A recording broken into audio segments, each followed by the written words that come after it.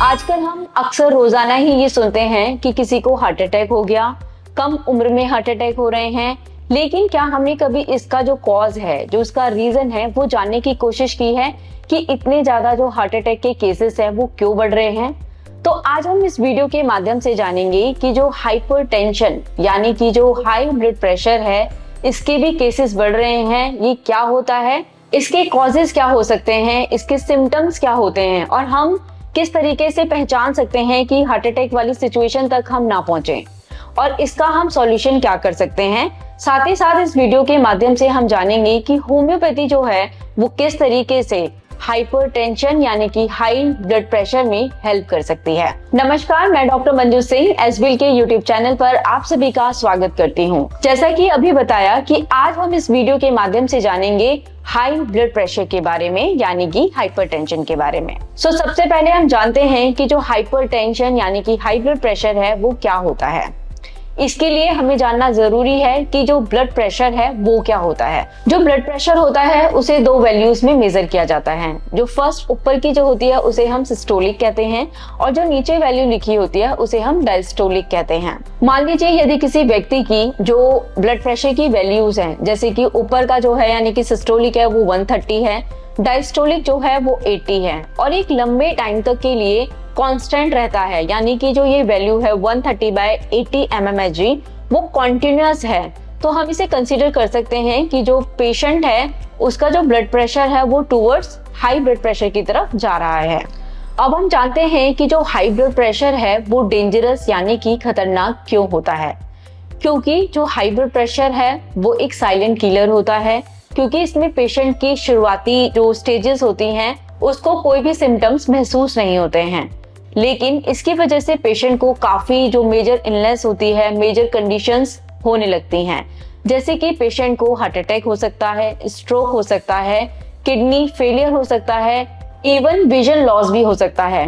इसमें कहना गलत नहीं होगा कि जो हाई ब्लड प्रेशर है वो हमारे इंटरनल ऑर्गन्स को धीरे धीरे डैमेज करता है और जिसमें कि पेशेंट को इसके बारे में कोई अंदाजा नहीं होता। अब हम जानते हैं कि जो हाई ब्लड प्रेशर है उसके कॉजेस यानी कि कारण क्या होते हैं। जो सबसे पहला कॉज है वो है स्ट्रेस। इसके बाद आते हैं कि कोई ओबीज है यानी कि उसको मोटापा बहुत ज्यादा है, प्रॉपर एक्सरसाइज ना करना, स्मोकिंग का ज्यादा सेवन करना, टोबैको का सेवन करना और एक अनहेल्दी डाइट लेना, जिसमें कि पेशेंट की जो डाइट होती है वो बहुत ज्यादा सॉल्टी और प्रोसेस्ड फूड होता है, जिसकी वजह से जो ब्लड प्रेशर होता है वो बढ़ने लगता है। इसके साथ ही अगर किसी को फैमिली हिस्ट्री है तब भी हाई ब्लड प्रेशर हो सकता है। अब हम जानते हैं कि जो हाई ब्लड प्रेशर है उसके सिम्टम्स क्या हो सकते हैं। जैसा कि पहले बताया कि नॉर्मली इसके जो सिम्टम्स हैं वो नजर नहीं आते हैं, पेशेंट इतना फील नहीं कर पाता है, इसीलिए हमें अपने रेगुलर चेकअप्स कराने चाहिए। लेकिन यदि इसके जो सिम्टम्स आते हैं, जो कि कॉमन सिम्टम्स हैं, वो होता है कि पेशेंट नॉर्मली कंप्लेन करता है कि उसको सर दर्द हो रहा है यानी कि हेडेक हो रहा है, चक्कर आ रहे हैं, उल्टी जैसा फील हो रहा है, चेस्ट पेन यानी कि छाती में दर्द हो सकता है, पेशेंट को इसके साथ धुंधला नजर आने लग सकता है यानी कि ब्लर्ड विजन हो सकता है। यदि आपने कभी भी ये सिम्टम्स महसूस किए हैं, ऑब्जर्व किए हैं, तो इन सिम्टम्स को आप इग्नोर ना करें। इसके लिए आप अपने नजदीकी डॉक्टर से अवश्य मिलें। अब हम जानते हैं कि ब्लड प्रेशर को हम कैसे प्रिवेंट कर सकते हैं या उसको किस तरीके से हम कंट्रोल कर सकते हैं, मैनेज कर सकते हैं। सबसे पहले यदि आप स्मोकिंग कर रहे हैं या फिर टोबैको का सेवन करते हैं तो उसे बंद कर दें। अपना रेगुलर एक्सरसाइजेस करें, इसके लिए आप योगा कर सकते हैं, मेडिटेशन कर सकते हैं, रेगुलर वॉक कर सकते हैं। आप अपना एक नियम बना सकते हैं कि आपको हर रोज कम से कम 30 से 40 मिनट्स की एक्सरसाइज या फिर वॉक करना है। आप अपनी डाइट में सुधार कर सकते हैं। यदि आप बहुत ज्यादा सॉल्टी खाना खा रहे हैं तो उसको थोड़ा सा लिमिट यानी कि कम कर दें। इसके साथ ही आप फ्रेश जो हमारे वेजिटेबल्स और फ्रूट्स होते हैं उनका सेवन करें। प्रोसेस्ड खाना जो होता है उसे खाने से बचें।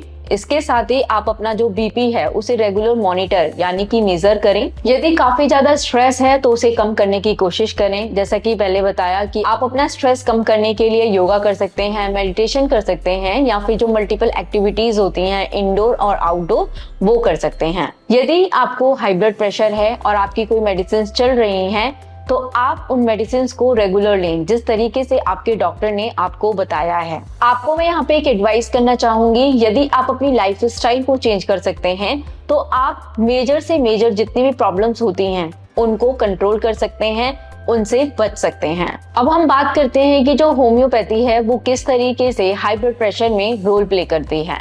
सबसे पहले तो जो होम्योपैथी मेडिसिन होती हैं वो इंडिविजुअलाइज्ड होती हैं, यानी कि हर पर्सन के लिए अलग मेडिसिन होगी। तो इसके लिए आपको एक क्वालिफाइड होम्योपैथिक डॉक्टर से कंसल्ट करने की आवश्यकता है। और इसके साथ ही यदि आपका हाई ब्लड प्रेशर किसी रीजन या किसी कॉज के कारण हुआ है, जैसे कि मान लीजिए आपको बहुत ज्यादा स्ट्रेस है उसकी वजह से है, ओबेसिटी है, या फिर अगर आप स्मोकिंग करते हैं और आप स्मोकिंग नहीं छोड़ पा रहे हैं उसकी वजह से हाई ब्लड प्रेशर है, तो इन सारे कॉजेस में भी होम्योपैथी जो मेडिसिन होती हैं वो हेल्प करती हैं।